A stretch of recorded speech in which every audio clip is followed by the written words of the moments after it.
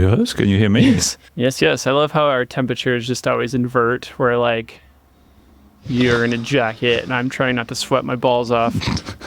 I'm doing just that with my heated blanket and heated desk mat.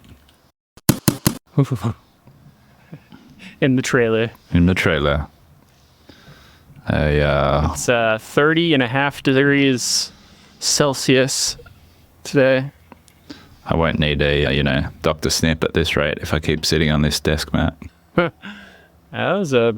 I'd have to turn off the heated seats when we were going through fertility treatments. Man, no fun. How's it going? Yeah, good. How are you? Better. Part of the reason we did not record last week was I got COVID again. Woo! COVID party. How was it? Was that your second or third round?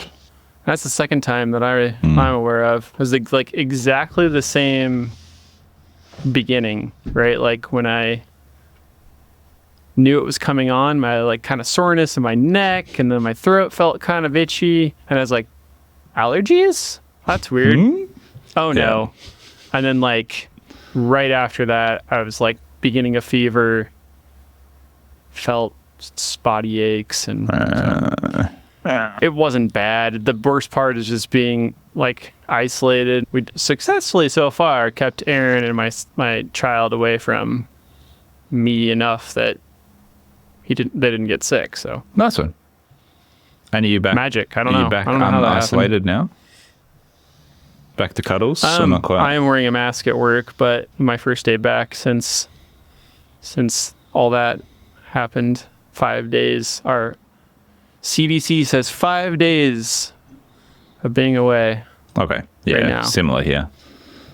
When I felt good. You got a training class this week? Is that proceeding as planned? No, we postponed that. I kind of asked the students what they thought, and the best case was that I'm still technically probably contagious, I guess, to some degree. So like I was going to wear a mask, and I was like, you guys want to listen to me in a mask for a whole day? And they were like, yeah, not really. Not really. Fair enough. They were very, very cool about it. So we're just moving it to August. Yeah, sweet. Which is good. Less stressful for... Luckily, nobody had like crazy travel or anything. So teaching in a mask is shit. I remember just like... It's already hard enough on my voice.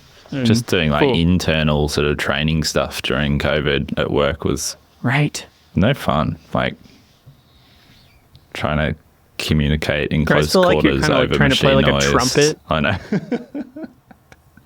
Your cheeks like puff out and the mask goes all over the place. And I made a trumpet this week unintentionally. I was severe tangent here, but in my cold little horse box, it's inspired me to take action on an idea that a thing I've wanted to make for ages, which is a sawdust powered hydronic heater. So burning our waste sawdust in like a really high efficiency sort of rocket stove sort of setup. And so on the weekend, I went to Bunnings, which is like our Home Depot, and I bought some copper pipe and made a heat exchanger. And the heat exchanger was sitting on my desk on Monday morning when the other guys got to work, and they all thought I was making moonshine. But it turns out the copper coil that I'd wound for the heat exchange, I picked it up. I was like, oh, it kind of looks like a trumpet embouchure. And I was like, how'd it go? Because I used to play trumpet. It's like, it made quite a nice tone. Oh. Plays well. Bit of copper pipe. Interesting. I played a little saxophone in middle school, but hot. That was a long time ago. That's how I got my wife. Saxophone, middle school. No. I was about to say. Just like that. The sample's all making sense now. That's where I recorded that in middle school. Good. Well, I'm glad you're feeling all right. Yeah. And it's just nice. Really, one of the weirder things, maybe you have this experience, because the first time I got it, I didn't have a child, is you're like, the way we treat it anyway, is like I'm in no part of being a parent during that time, so we don't get them sick. So just like, it's like being a teenager, like shut up in my room where like I could hear him crying, but like I'm just not gonna go help him with it. And I just felt like really guilty, and then eventually I was like, I don't know what else to do.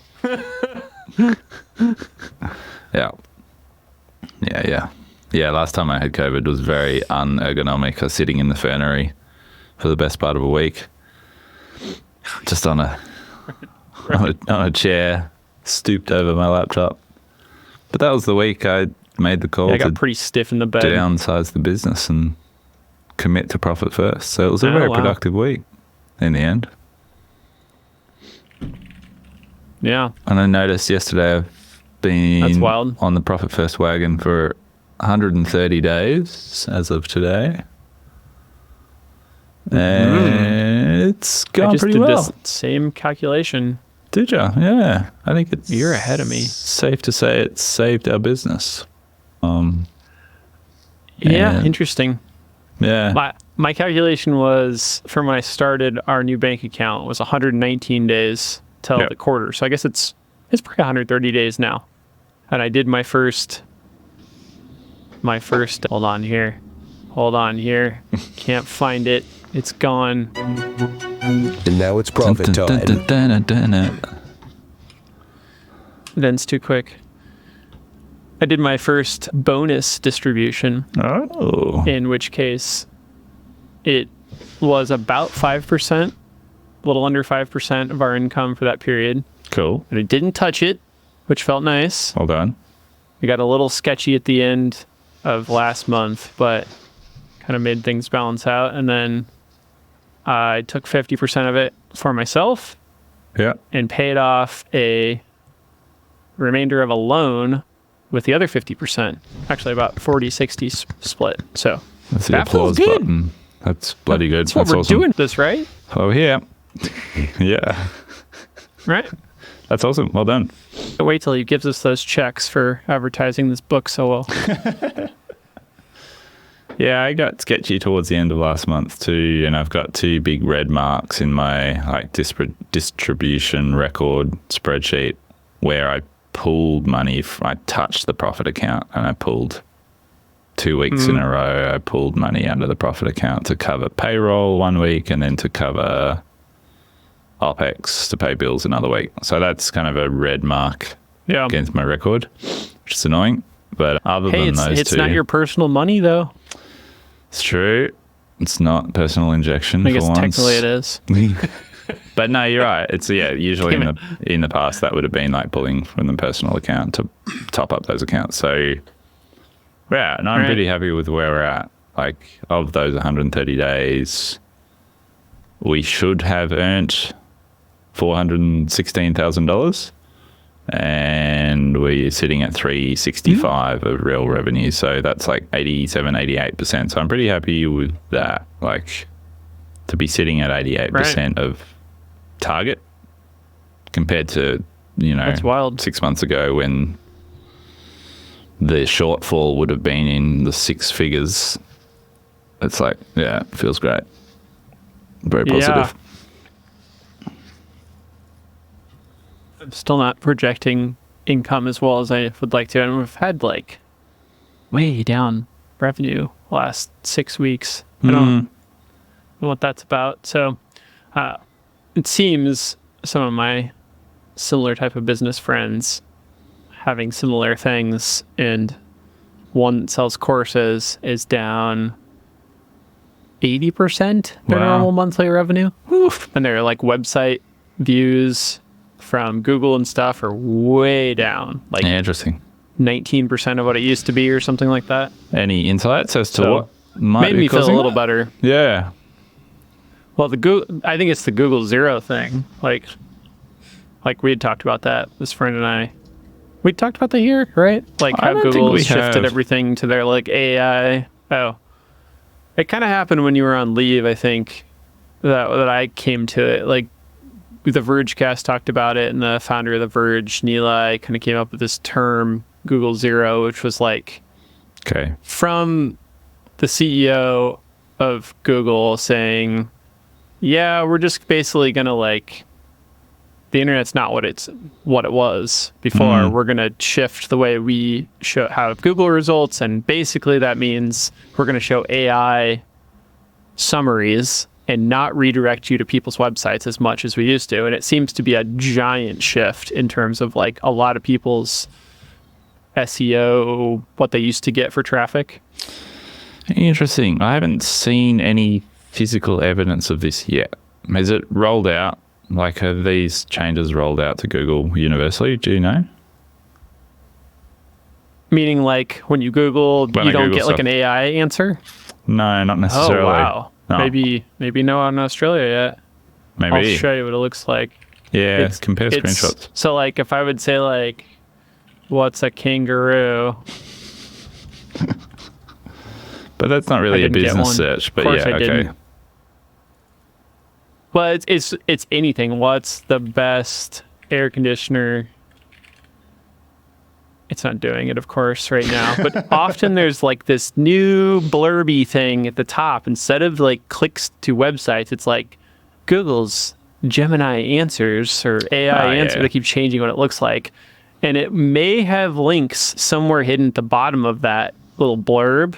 But often the theory is that is replacing somebody going to click out to, they're getting that information, but just displaying it instead straight of up taking you to that website. Yeah, okay. Yep. I think we're seeing a bit of that. Like I see that if I Google what is a kangaroo, I get like pictures and like a few web links and a video, and it's telling me how heavy they are and what their habitat is and blah, blah, blah. So yeah, I'd say it's usually pretty, right. So what I get is very like multimedia results. Yeah. But it doesn't say the thing that's really like obvious, which is like Google AI result or something like that. And then it's like a summary where they're making stuff up basically or using it to. Yeah. But I don't know. I think we may have started to see some of that, but that I need to look at it, Google Analytics a little bit more. But I think we're probably in a better place because we have a physical thing people need to buy. Rather than like you can't get the answer to like how to solve my shelving problem with an AI result. Like they have to go buy the thing. So they're still going to serve those. Most people ads. For us are searching like butter or like butter furniture. Like that's our most common search term that hits our website. And so it makes sense to just serve up a link in that instance, I imagine. Yeah, I think the worst off are probably people that have some kind of like simple factual or some kind of anecdotal answer that can just be like regurgitated into an LLM, answer. Yeah. Yeah, something to keep an eye on. I don't feel like our Google stats have dropped off significantly, but I haven't spent much time in analytics either, checking it out. But I think I put this. Yeah. Man. Oh, I was just gonna say our social traffic. Baby's my little, which we still haven't named, getting 6 weeks old. Are you serious? Yeah. Oh, man. 6 weeks old today. What's the deadline? I think we've got about 18 days left before the government steps in. They take them back. So 6 weeks old, which means I've been doing very low input on social or Instagram for the last 6 weeks. And I just checked the reach this morning, and like the last 30 days is still super high for me, like 150,000 accounts reached over the last 30 days. What have we lost?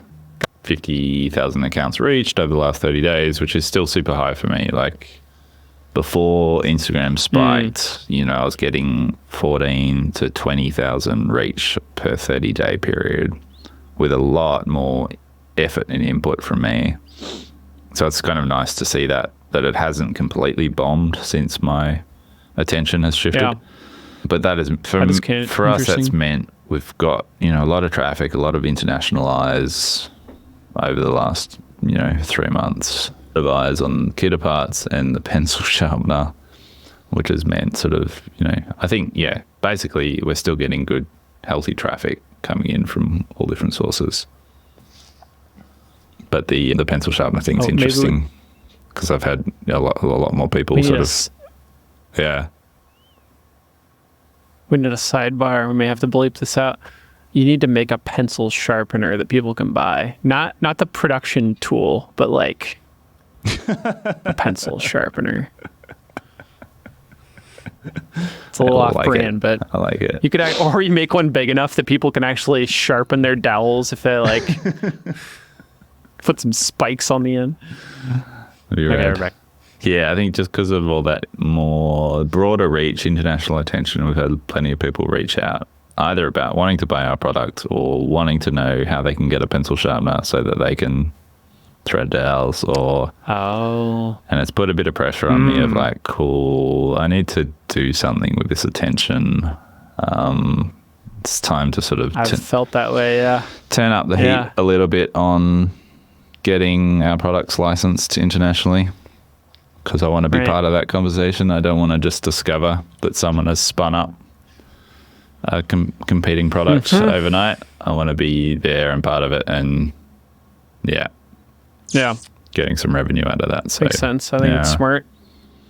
A few conversations happening at the moment, but certainly keen to, if anyone's listening who knows someone or is interested in being a international partner, reach out, because I'm keen to chat.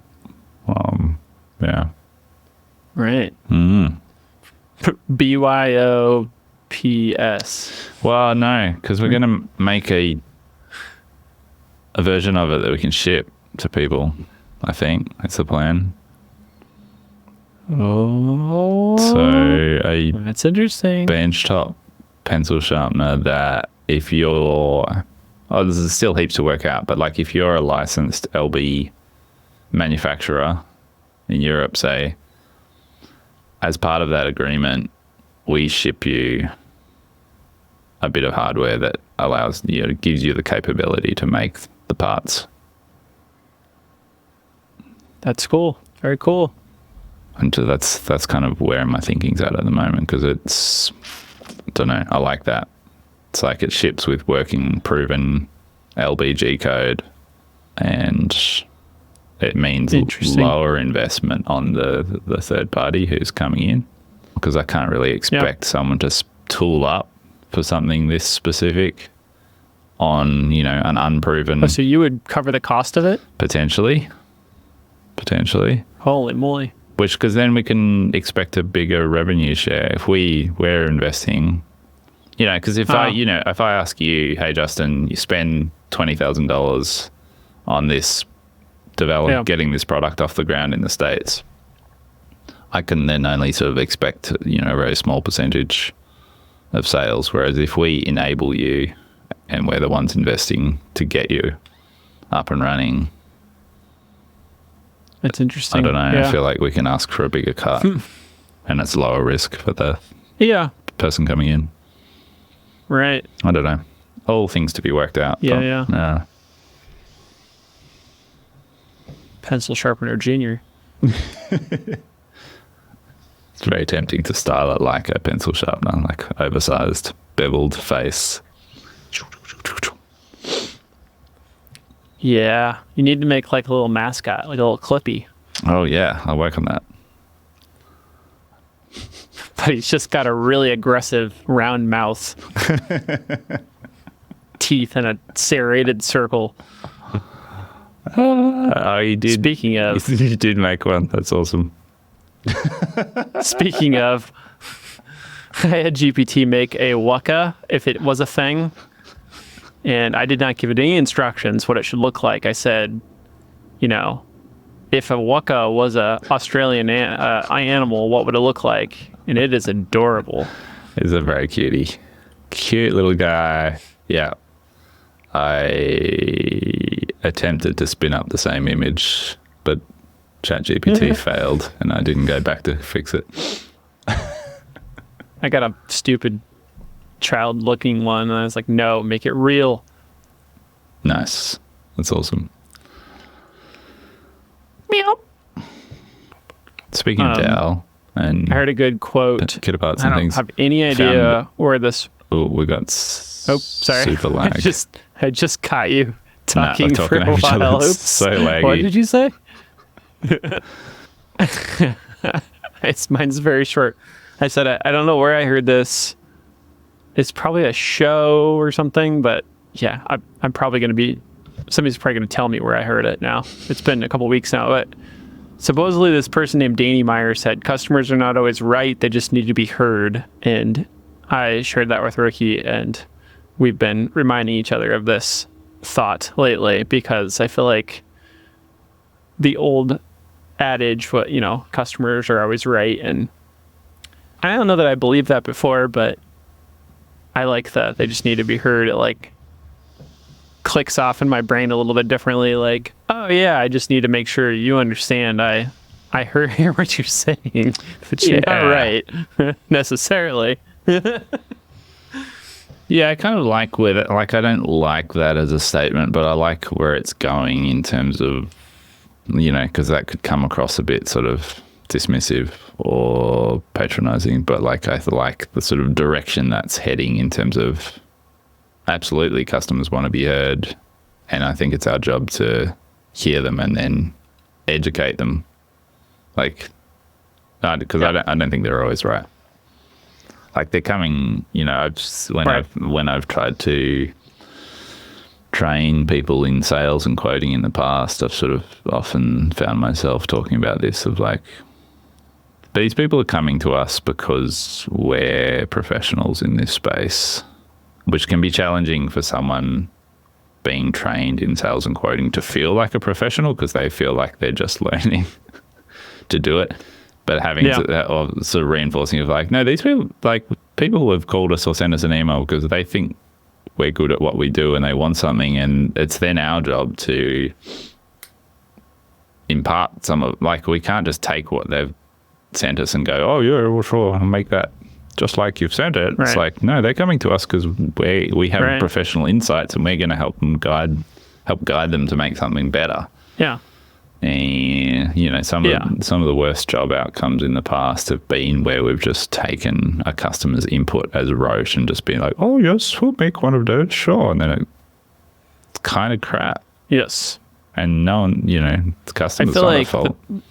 The best way to a bad outcome like that is why like quoting is so difficult often is, it's literally I don't know if you face this, maybe it's better because of you using the metric system, but people never know that the most common material we use is 3/4 plywood, 3/4 inches. 0.75 inches is what that should be, but the reality is the nominal measurement is 18 millimeters.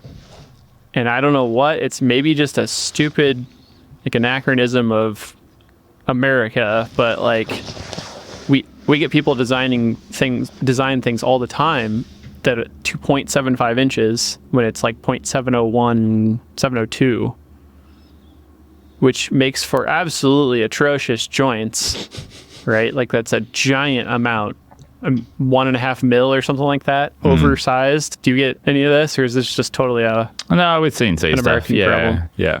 I think it's probably 18, because 18's nominal and 18's more common for us. It is more common for people to design on 18.0.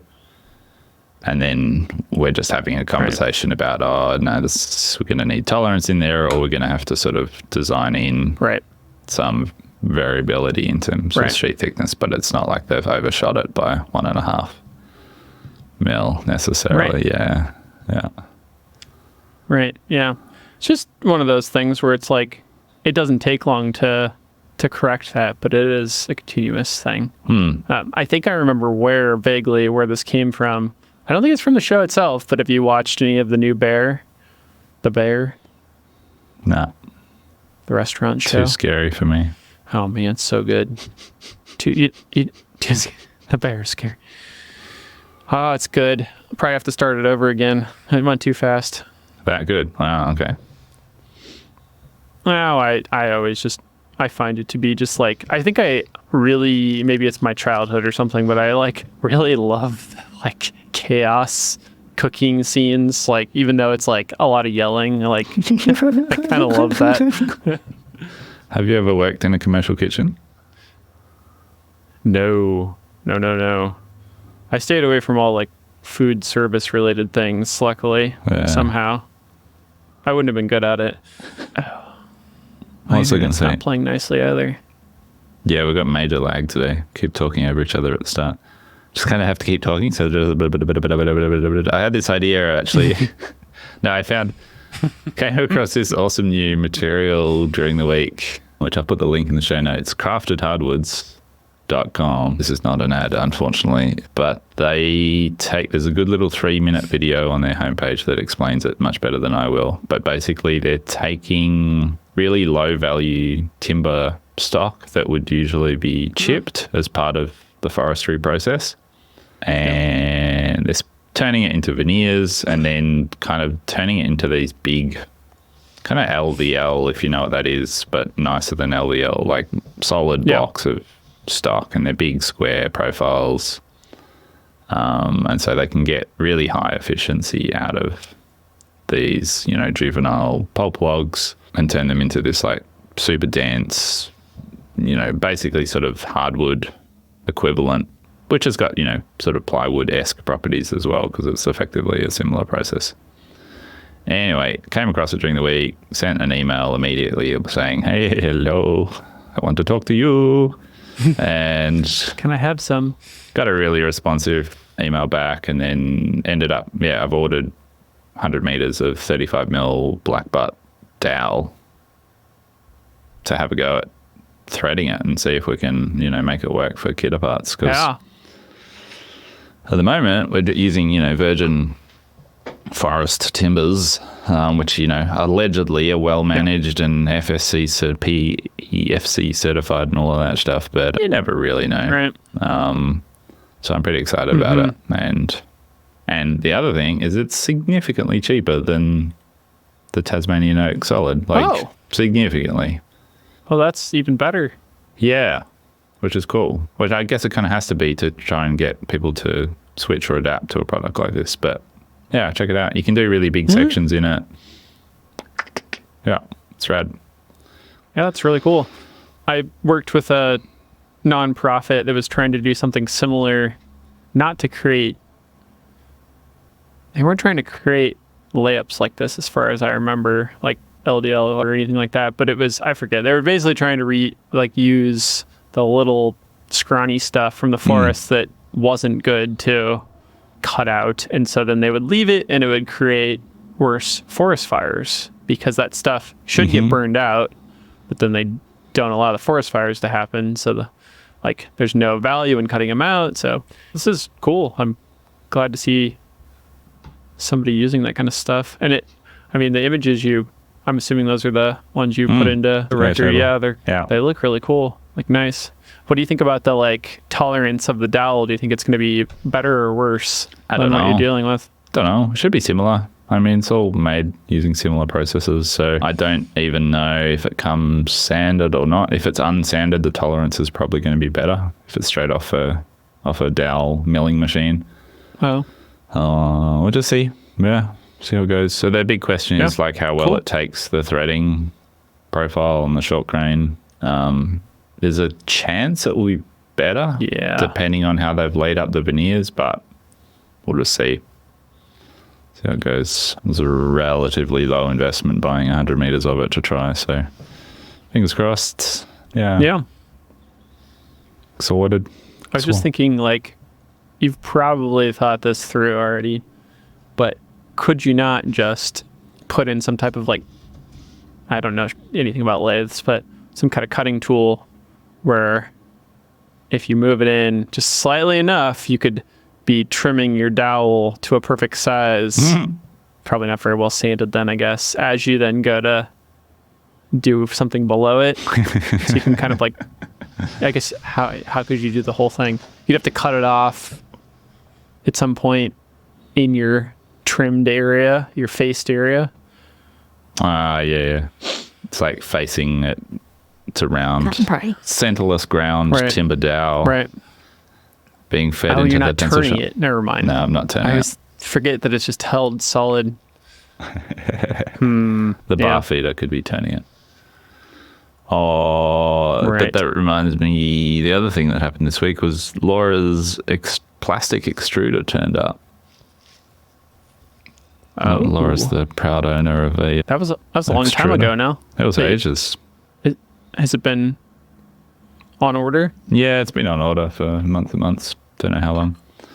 But yeah, so we've got a chipper, or granulator, and an extruder now. So in theory, we can do our own little in-house recycled plastics projects, which should be rad.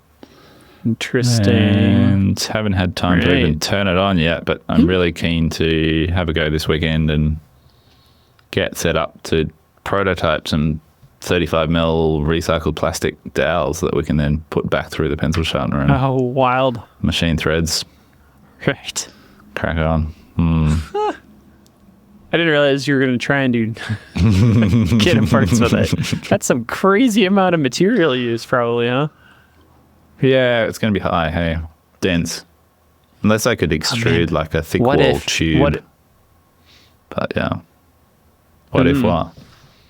What if you then threaded both ends and heated it up and kind of like form bent the center so that like you could create these crazy like spaghetti, like once it's solidified again. That'd be rad. Some kind of melty clock time world where the center of the dowels are off on one side. And oh, shoot. I just saw the time. I've got to call a lawyer in 3 minutes. How are you for time? That's fine with me. Cool. I'm got nothing really too exciting. I printed some. You saw these, but we're doing little numbers for our pedestals. 2 different parts that get printed, and like a little dovetail that snaps together. I'm working on the tolerances still, but pretty easy, pretty clean. It's like 2.5 hours to print a full set. Sick. So and then they just go into the M8 head. Yep. Nice. It's cute. Yep. The tolerances are just a little tight still, but we're going to do some type of basically include them probably with orders, new pedestals, and then people that have ordered them in the past will do them for like cost or something. So yeah, I read. Shipping costs what material like that. would you use for parts like that? Just PLA. Yeah, nice. It's the same PLA we use for like the tool tag towers, and just a nice kind of black with white text. Do you buy a Bamboo we brand? needed to do something for a long time. No, this is 2 different brands actually, but because the black is a sparkly black. Ooh. Speckled. It's got a little speckles in it, which helps to hide like dust and imperfections really well. Cool. That's cool. Nice. Right. Yeah. You got to go, huh? Yeah, I should go. Don't want to be late calling a lawyer. It feels like, for some reason, feels like you know, should probably hit that time slot that I said I would call in. You know, maybe, yeah. Hell, I can get you a tow by 3 o'clock this afternoon with nail polish. All right. Well, all right. Nice to see you. Short and sweet. Take your giant bucket of coffee. What's that? It's just water. Let's right out of here. See you, man. Bye. Bye.